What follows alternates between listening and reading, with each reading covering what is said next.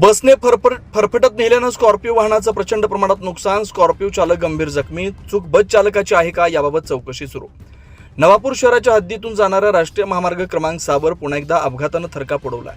शहराजवळील वीज कार्यालय परिसरात आज दुपारी सुमारे 2 वाजताच्या सुमारास नवापूरहून करंजीवेलकडे जाणारी राज्य परिवहन महामंडळाची ST bus MH20 BL 3549 overtake करत असताना स्कॉर्पिओ चारचाकी वाहनाला GJ 26 AK 2009 जोरदार धडक दिली.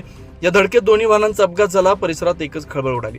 अपघाताची तीव्रता मोठी असल्यानं स्कॉर्पिओ वाहनाचा पुढील भाग पूर्णपणे चक्काचूर झालाय. स्कॉर्पिओ चालक अल्पेश तुकाराम कोकणी राहणार देवलफळी हे या अपघातात जखमी झालेत.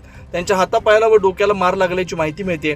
अपघातानंतर घटनास्थळी जमलेल्या स्थानिक नागरिकांनी तात्काळ मदतीसाठी धाव घेत जखमी चालकाला वाहनातून बाहेर काढलं. रुग्णवाहिकेद्वारे त्यांना तातडीने नवापूर उपजिल्हा रुग्णालयात दाखल करण्यात आलं. वैद्यकीय अधिकाऱ्यांच्या देखरेखीखाली उपचार सुरू आहेत. अपघातानंतर काही काळ राष्ट्रीय महामार्गावरील वाहतूक पूर्णतः ठप्प झाली होती. एसटी बस व अपघातग्रस्त स्कॉर्पिओ रस्त्यावरच उभ्या राहिल्यानं दोन्ही बाजूनी वाहनांच्या लांबच लांब रांगा लागल्या होत्या. पोलीस व स्थानिक नागरिकांच्या सहकार्यानं वाहनं बाजूला काढून वाहतूक हळूहळू सुरळीत करण्यात आली.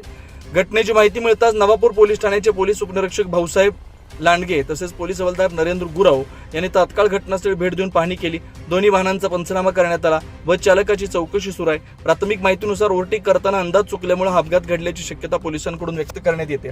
दरम्यान राष्ट्रीय महामार्ग क्रमांक 6 वर नवापूर शहर परिसरात सातत्यानं अपघात होत असल्यानं नागरिकांमध्ये तीव्र नाराजी व्यक्त केली जाते. विशेषतः वीज कार्यालय परिसर, तपासणी नाका व शहरालगतचा भाग अपघातप्रवण क्षेत्र म्हणून ओळखला जात असून इथं वेगमर्यादा फलक, स्पीड ब्रेकर तसंच योग्य वाहतूक नियोजनाची मागणी होते. घटनेचा पुढील तपास नवापूर पोलिसांकडून सुरू असून अपघातात जबाबदार असणाऱ्या घटकांचा सखोल तपास करण्यात येतोय.